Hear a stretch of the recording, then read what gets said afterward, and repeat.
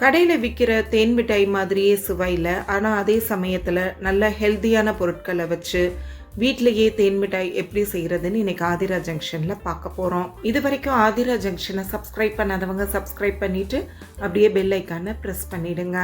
முடிஞ்சால் இந்த வீடியோவை உங்கள் ஃப்ரெண்ட்ஸ் அண்ட் ஃபேமிலிக்கு ஃபார்வேர்ட் பண்ணுங்கள். வாங்க வீடியோக்குள்ளே போகலாம். இந்த தேன் மிட்டாய் செய்கிறதுக்கு 1 கப் அளவுக்கு இட்லி அரிசி எடுத்திருக்கேன். 1/4 கப் அளவுக்கு வெள்ளை உளுந்து, நல்லா நயமான உளுந்து எடுத்துக்கோங்க. 2-3 முறை கழுவிட்டு நல்லா 3-4 மணி நேரம் ஊற வச்சுருங்க. அதுக்கப்புறம் தண்ணியை நல்லா வடிச்சிட்டு மிக்ஸி ஜாரில் சேர்த்து நாம் நல்லா நைஸாக அரைக்க போகிறோம். ஸோ தண்ணியை முடிஞ்ச அளவுக்கு நல்லா வடிச்சிடுங்க. லேசாக இருந்தால் பரவாயில்ல, ஏன்னா எப்படினாலும் இந்த மாதிரி பதத்துக்கு அரைக்கும் போது நம்மளுக்கு கொஞ்சம் தண்ணி தெளிக்க வேண்டியது வரதான் செய்யும். ஸோ இந்த அளவுக்கு மாவை நல்லா நைஸாக அரைச்சிட்டு அதில் 1/2 டீஸ்பூன் பேக்கிங் சோடா, 1 பிஞ்ச் அளவுக்கு நான் ஆரஞ்சு ரெட் கலர் சேர்த்துருக்கேன், ஃபுட் கலர். அதை நல்லா கிளறி விட்டுருங்க. இப்போது இந்த மாவு அப்படியே இருக்கட்டும். நாம் சர்க்கரை பாகு ரெடி பண்ணணும். 1.25 கப் அளவுக்கு நான் சீனி எடுத்திருக்கேன். அரிசி எந்த அளவில் எடுத்தீங்களோ அதில் எடுத்துகிட்டு 1.25 கப் தண்ணி ஊற்றி கொதிக்க விடுங்க.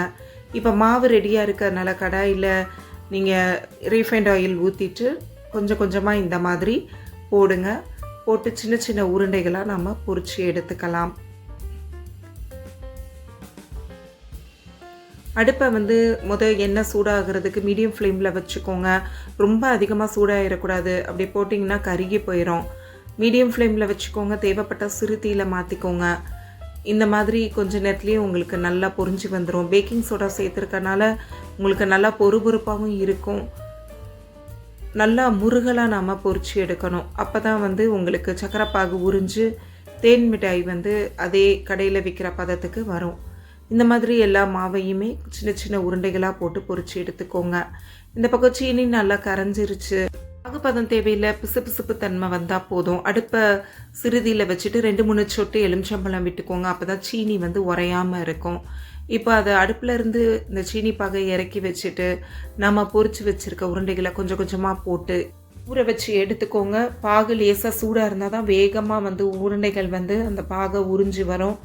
இப்போ பாருங்கள், பார்க்குறதுக்கு எவ்வளோ நல்லா இருக்குது. பிச்சு பார்த்திங்கன்னா அதே மாதிரி ஜீரா உள்ளே இறங்கி சாப்பிடும் போது அப்படியே கடையில் வாங்கின மிட்டாய் சாப்பிட்டா எப்படி இருக்கும் அதே மாதிரி இருக்கும். பட் இது நம்ம உளுந்தில் செஞ்சுருக்கோம். கொஞ்சம் அந்த மனம் வித்தியாசப்படும், அவ்வளோதான். இந்த தேன் மிட்டாய் ரெசிபி உங்களுக்கு பிடிச்சிருக்குன்னு நம்புகிறேன். ஆதிரா ஜங்ஷனை சப்ஸ்கிரைப் பண்ணிவிட்டு மறக்காமல் பெல் ஐக்கானை ப்ரெஸ் பண்ணிவிடுங்க. மீண்டும் ஒரு ரெசிபியோடு சந்திப்போம்.